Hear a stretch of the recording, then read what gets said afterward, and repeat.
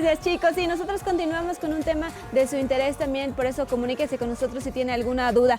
Queremos dar la bienvenida ya a Verónica Jiménez. Ella es directora de Poli Estudios, porque se viene una aula virtual para hablar de este tema, justamente del espectro autismo. Bienvenida. Hay unas cifras en el Ecuador que queremos compartirles. Justamente en el Ecuador, según datos del Ministerio de Salud Pública, hasta el 2016 se registran 1.266 personas con trastornos del espectro autista, también conocido como TEA. Bienvenida.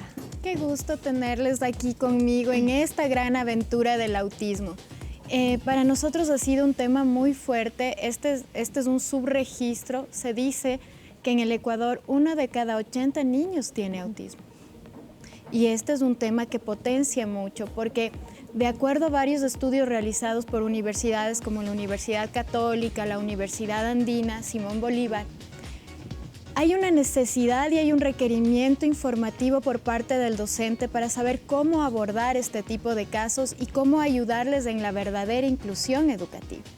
Entonces, Poli Estudios ha diseñado esta aula virtual que es maravillosa, que va a hablarles sobre cómo incluirles adecuadamente, cómo trabajar en el ocio, cómo trabajar desde la sexualidad, cómo trabajar en la familia y tener una visión integral sobre el trastorno del espectro autista.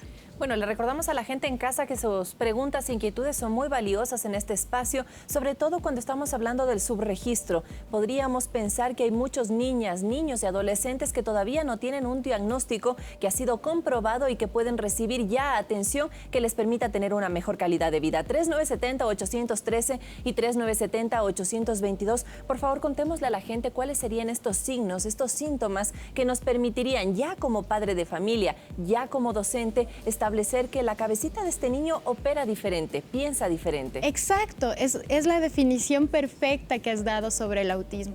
El autismo es un espectro muy grande y cuando hablamos de un espectro, quiere decir que no todas las características que puede tener mi hijo o mi estudiante del aula va a ser la misma de otro compañero.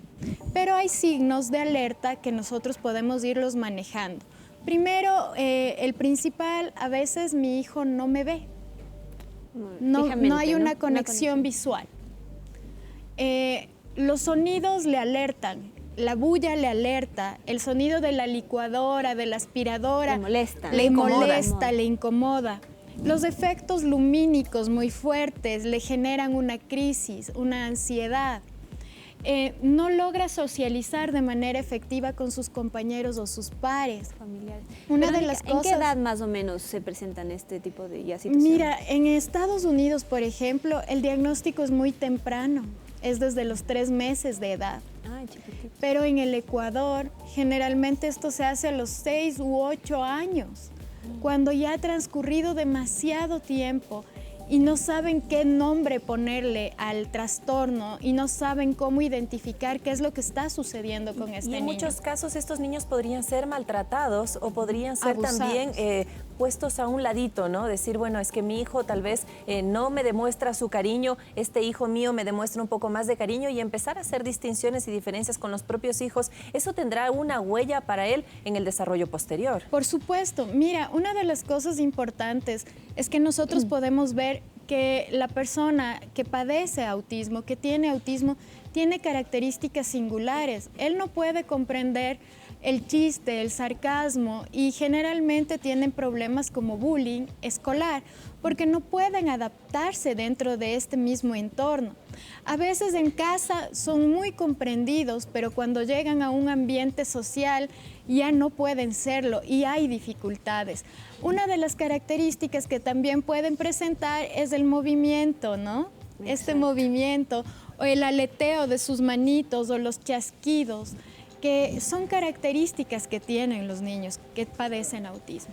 Verónica, y ya cuando están en la etapa escolar también muchos de ellos no logran terminar y por eso esta capacitación que puede servir en las aulas virtuales que ustedes están dando esta alternativa, la primera vez en el Ecuador, para también educar a los profesores que no saben cómo llevar la situación. Así es, consideramos que esto es un deber como ciudadanos, ayudarles a la inclusión escolar, porque todos los estudios y todas las investigaciones a lo largo de las universidades y centros de investigación han dicho fehacientemente que se necesita educar a los docentes.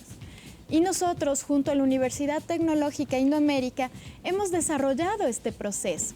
Hemos cumplido con una investigación muy vasta que nos ha permitido ver cuáles son los momentos más importantes para que el docente logre comprender cómo actuar, qué hacer y qué debemos hacer en ese momento y evitar el abandono escolar. Recuerda que los pacientes con autismo abandonan la escolaridad a los 11 años porque no se sienten comprendidos, el trato no es humano y como tú has dicho, les sientan en una esquina a pintar. Los relegan. A pintar hojitas como que esto fuera una inclusión.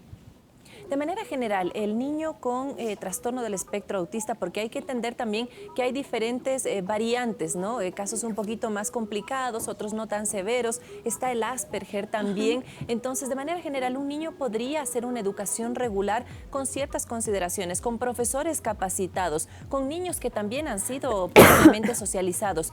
¿Podrían hacerlo o deberían estar en una escuelita de otro tipo? No, deben hacerlo y deben ser incluidos. Sabemos que existen niveles, pero una de las cosas más importantes es que ahora existen mecanismos que desde el Estado deben ser abiertos. Por ejemplo, la utilización de maestros sombra, que cuando tú estás en el aula, y sabemos que en el Ecuador tenemos aulas de 30, 40, 50 estudiantes, también tenemos la posibilidad de tener una maestra sombra para este niño y realizar una verdadera inclusión. Tal es el caso de la Fundación Inclúyeme, de Fundación APADA, o de la Asociación de Padres de Niños con el Espectro Autista, o de MAPAS, Madres y Padres del Ecuador, con niños con el trastorno del espectro autista, que están luchando día a día por la inclusión de estos seres humanos con un trato más humanizado. Mira lo que hemos visto.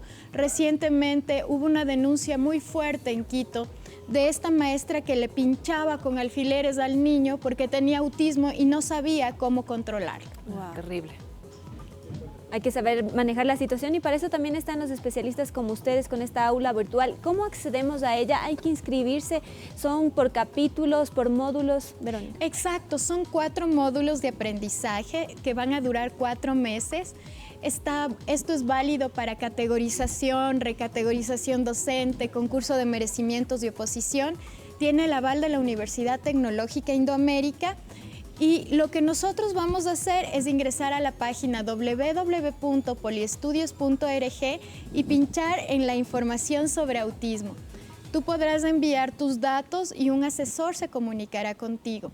¿Qué necesitamos? Necesitamos que estés inmiscuido en el área educativa, que seas psicólogo, trabajador social, enfermero, médico, educador, parvulario, especialista o terapista del lenguaje y puedas ingresar a esta formación y conocer más sobre el espectro autista y estar preparado para recibir a los niños, niñas, adolescentes y jóvenes que necesitan enfrentar estos retos educativos de una manera efectiva y que el padre en el Ecuador no se sienta desolado o abandonado en una gran lucha. ¿Podría también ser un padre, una madre de familia Así quienes se inscriben en este tipo de talleres? Es correcto y es necesario porque si el papá no está preparado, puede dejar que los derechos del niño se vulneren. Claro.